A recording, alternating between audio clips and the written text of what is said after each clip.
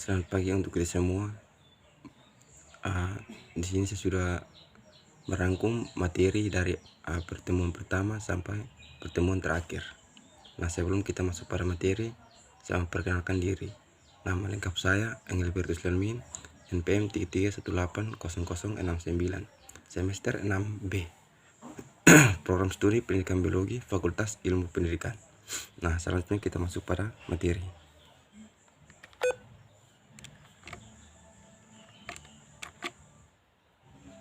Nah, yang pertama yang kita lihat itu konsep dasar fisiologi hewan. Nah, setiap individu harus menyelenggarakan fungsi kehidupan seperti makan, bernafas, bergerak, dan bereproduksi. Setiap fungsi kehidupan harus diatur dan dikendalikan dengan cara tertentu agar hewan dapat tetap hidup. Nah, yang kedua itu mekanisme kerja fungsi kehidupan dan segala sesuatu yang dilakukan hewan merupakan inti kajian fisiologi hewan. Nah, kita masuk pada slide berikut.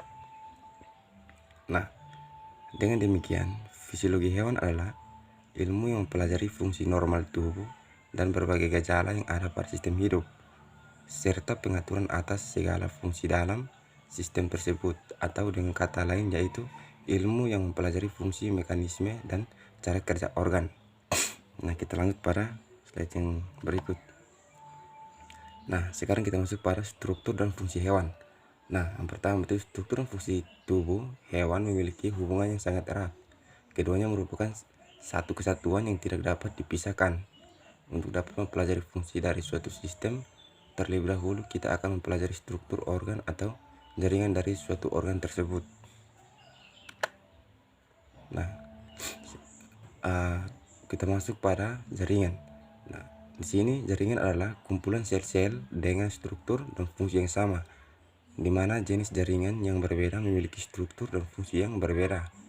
Jaringan dapat dikelompokkan menjadi 4 kategori, yaitu jaringan epitelium, jaringan ikat, jaringan saraf, dan jaringan otot. Kita lanjut ke slide berikut. Nah, di slide ini itu membahas tentang sistem peredaran darah hewan pada ikan atau Pisces. Nah, yang pertama itu Pisces adalah semua jenis ikan, baik ikan air laut atau air tawar, yang melakukan bernafasan dengan insang. Yang kedua itu pada Pisces, darah terdiri dari plasma darah dan korpuskula. Yang ketiga, yang termasuk dalam korpuskula yaitu keping darah, sel darah merah, dan darah putih. Yang berikut, alat peredaran darah yang dimiliki oleh Pisces sama dengan hewan lainnya yang terdiri dari pemompa darah atau jantung dan pembuluh darah. Yang terakhir itu jantung Pisces berdekatan dengan alat pernafasan yaitu insang yang terletak di rongga perikardium. Nah, ini tentang sistem peredaran darah hewan pada ikan. Kita lanjut pada slide yang berikut. Nah, slide yang berikut ini masih membahas tentang sistem peredaran darah. Nah, kita lanjut. Perikardium itu sendiri merupakan selaput yang menyelimuti jantung ikan, di mana pada jantung ikan hanya terdiri dari satu serambi dan satu bilik. Nah, mekanisme peredaran darah Pisces yaitu darah yang ada di serambi dialirkan ke bilik, lalu dari bilik masuk ke dalam insang melalui pembuluh nadi insang. Kemudian pada insang karbon dioksida akan dibuang dan diganti dengan oksigen. Selanjutnya darah dari insang akan melewati aorta, dan aorta akan membawa darah kaya akan oksigen dan sari makanan ke seluruh tubuh ikan. Setelah itu darah akan menuju serambi dan akan terjadi secara terus-menerus. Itu sistem peredaran darah. Kita lanjut. Nah, di sini kita masuk pada sistem peredaran darah amfibi. Nah, yang pertama itu amfibi berbeda dengan Pisces, yaitu amfibi dapat hidup di dua tempat atau alam, yakni di darat dan di air. Misalnya katak atau kodok. Nah, yang kedua itu katak atau kodok mempunyai darah yang terdapat pada sel-sel darah dan jaringan plasma. Sel-sel darah tersebut mempunyai inti yang berbentuk pipi dan membulat memanjang. Nah, terakhir itu sel darah pada katak juga mengandung hemoglobin. yang berperan dalam mengikat oksigen dari udara. Katak juga mempunyai sel darah putih dengan bentuk seperti amoeboid. Nah, itu sistem peredaran darah amfibi. Ya, kita lanjut. Sistem peredaran pada amfibi itu selain itu, katak juga memiliki organ jantung dengan membentuk kotak yang terdiri dari 3 ruang, yaitu 1 bilik dan 1 serambi. 2 serambi. Sistem peredaran darah yang dimiliki katak adalah jenis sistem peredaran darah tertutup dan sistem ganda. Cara kerja atau mekanisme yaitu dari seluruh tubuh melalui pembuluh vena menuju ke serambi kanan, lalu dari serambi kanan menuju ke dalam bilik.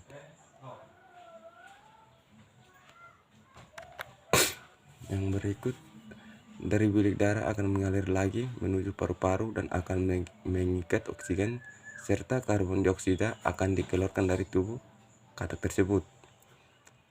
Selanjutnya darah oleh jantung akan dipompa dari paru-paru menuju serambi kiri.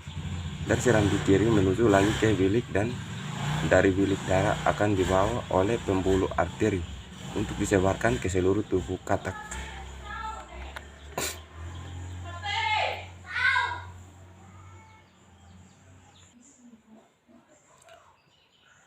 Baik, kita lanjut pada sistem pernapasan pada hewan protozoa. Contohnya amoeba sp. Nah,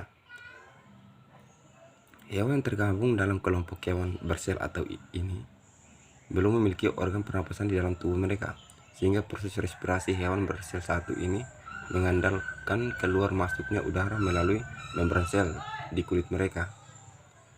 Biasanya sistem pernapasan mengandalkan keluar masuknya udara secara difusi, di mana ketika hewan bersel satu bernapas, konsentrasi oksigen di dalam sel semakin berkurang, sementara konsentrasi sisa metabolismenya yang berupa karbon dioksida justru akan semakin meningkat. Ya, nah itu sistem pernapasan pada hewan protozoa. Kita lanjut pada slide berikut. Nah, ini masih membahas tentang sistem pernapasan protozoa.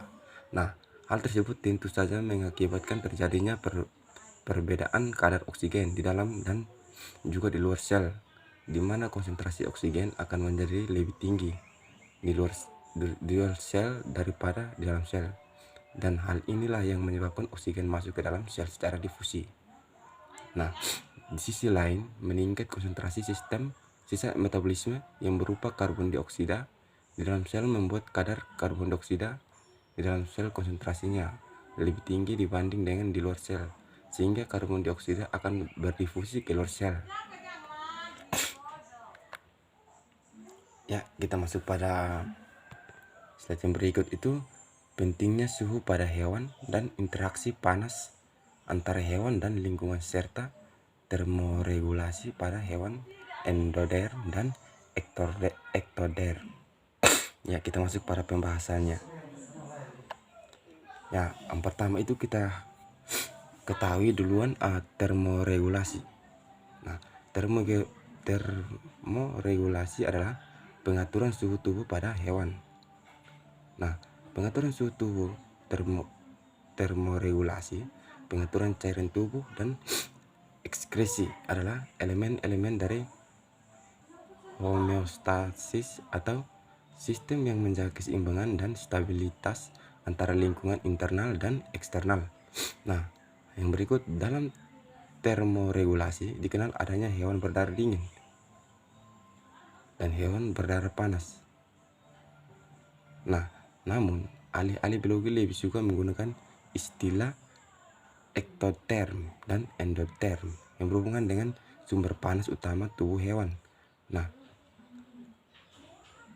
ektoterm adalah hewan yang panas tubuhnya berasal dari lingkungan atau menyerap panas lingkungan. Suhu tubuh hewan ektoterm cenderung berfluktuasi tergantung pada suhu lingkungan. Hewan dalam kelompok ini adalah anggota invertebrata, ikan, amfibi, dan reptilia. Sedangkan endoterm adalah hewan yang panas tubuhnya berasal dari hasil metabolisme. Suhu tubuh hewan ini lebih konstan. Endoterm umum dijumpai pada kelompok burung atau aves dan mamalia. Kita lanjut. Nah, dalam pengaturan suhu tubuh, hewan harus mengatur panas yang yang diterima atau yang hilang ke lingkungan. Nah, mekanisme perubahan panas tubuh hewan dapat terjadi dengan 4 proses, yaitu konduksi, konveksi, radiasi, dan evaporasi. Nah, konduksi adalah perubahan panas tubuh hewan karena kontak dengan suatu benda. Nah, konveksi adalah transfer panas akibat adanya gerakan udara atau cairan melalui permukaan tubuh. Nah, radiasi adalah emisi dari energi elektromagnet. Radiasi dapat mentransfer panas antara objek yang tidak kontak langsung. Sebagai contoh, radiasi sinar matahari. Nah, evaporasi adalah proses kehilangan panas dari permukaan cairan yang ditransformasikan dalam bentuk gas. Kita lanjut pada slide yang berikut. Nah, hewan mempunyai kemampuan adaptasi terhadap perubahan suhu lingkungan. Sebagai contoh, pada suhu dingin, mamalia dan burung akan meningkat laju metabolisme dengan perubahan hormon-hormon yang terlibat di dalamnya, sehingga meningkatkan produksi panas.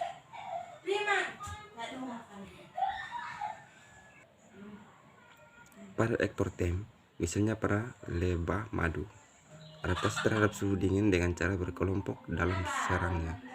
Hasil metabolisme lebah secara kelompok mampu menghasilkan panas di dalam sarangnya. Nah, kita lanjut ke slide berikut. Nah, beberapa adaptasi hewan untuk mengurangi kehilangan panas, misalnya adanya bulu dan rambut pada burung dan mamalia, otot dan modifikasi sistem sirkulasi di bagian kulit,